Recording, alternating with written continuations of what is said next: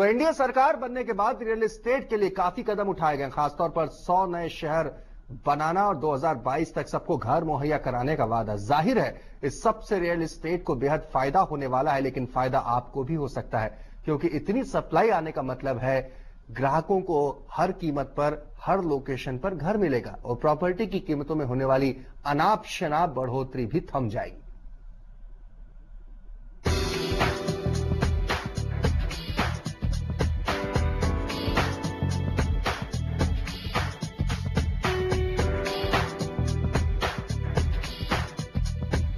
आजकल real estate sector में दो खबरें सबसे ज्यादा छाई हुई है।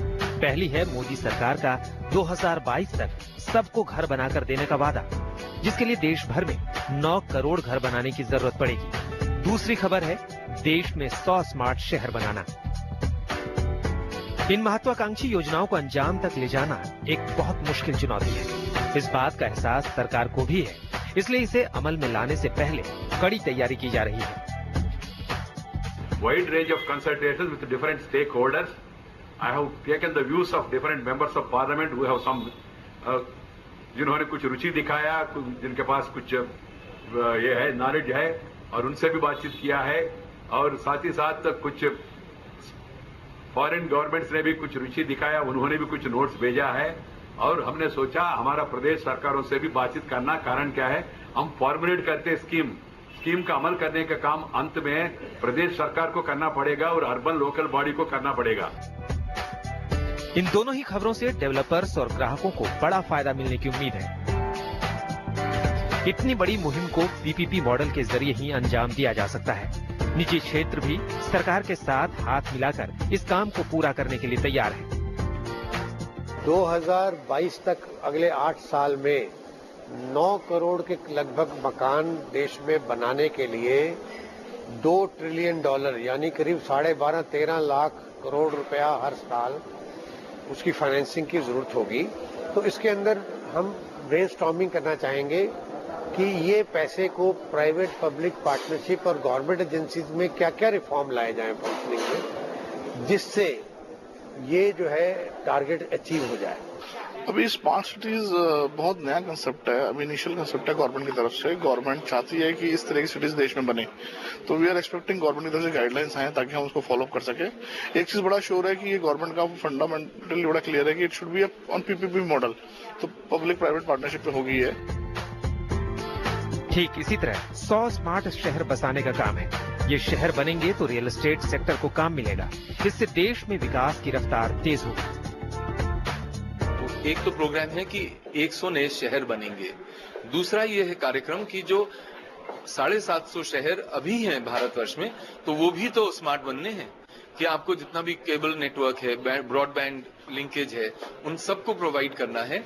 और एक एनवायरमेंटल सिटी हो जिसमें सर्विसेज, कोई वेस्ट ना हो, और जितने भी नए नए कॉन्सेप्ट हैं, बेशक वो सोलर लाइटिंग के हों, बेशक जीरो डिस्चार्ज के हों, एसटीपीज के हों, रेन वाटर हार्वेस्टिंग के हों, वाटर रिसाइकलिंग के हों, वो सारे कॉन्सेप्ट उसमें करे जाएं।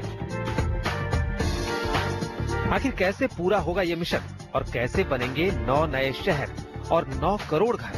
केंद्रीय शहरी विकास सचिव शंकर अग्रवाल के मुताबिक लैंड पूलिंग पॉलिसी इस मिशन को हासिल करने में मददगार साबित होगी।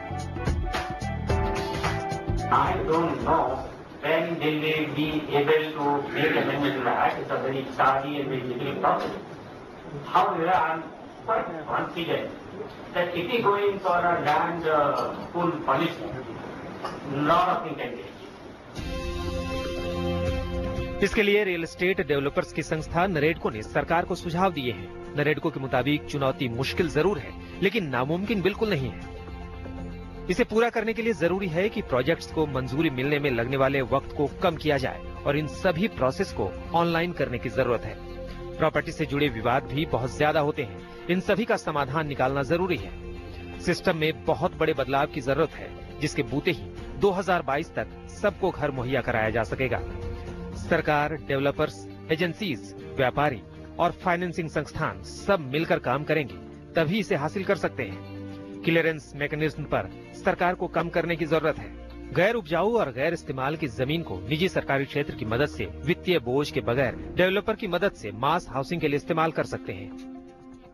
सबसे जरूरी है कि पारदर्शिता को बढ़ावा दिया जाए। नंबर 1, हमारे कंट्री में ओपेक है मैकेनिज्म, लैंड रिकॉर्ड डिजिटाइज नहीं है। अनस्क्रूपलस लोग जो हैं वो बिना जमीन के, बिना क्लियरेंसेस के लोगों को बेच देते हैं मकान। तो यही चीजों को हम एड्रेस करना चाहते हैं कि गवर्नमेंट किस तरीके से काम करे ताकि ये धोखाधड़ी, ये गलत चीजें ना हो पाए इस देश में। अगर आगे बढ़ना है तो प्रोफेशनली बढ़ना पड़ेगा, ट्रांसपेरेंसी के साथ बढ़ना पड़ेगा, सिस्टम्स के साथ बढ़ना पड़ेगा। इसके साथ ही स्मार्ट सिटी का शानदार इंफ्रास्ट्रक्चर बनाया जाए। सबसे जरूरी है कि इंफ्रास्ट्रक्चर आज के लिए नहीं, आने वाले वक्त के लिहाज से तैयार किया जाए। इंफ्रास्ट्रक्चर इन्वेस्टमेंट ट्रस्ट जैसे कि रियल एस्टेट इन्वेस्टमेंट ट्रस्ट है, उसी प्रकार से आप उनको आयोजित कर सकते हैं। तो जैसे ये बीच में आएंगे तो आप देखेंगे कि इंफ्रास्ट्रक्चर जो शहर बन चुके हैं उनमें भी और आने वाले शहरों में भी ये हिस्सेदार बनेंगे। ये सब बनने से रियल एस्टेट सेक्टर को तो काफी काम मिलने की उम्मीद है, लेकिन आम लोगों को भी इस विकास से बड़ा फायदा मिल सकता है। इतने स्मार्ट शहर और घर बनाने पर एक प्राइस वॉर शुरू होगी।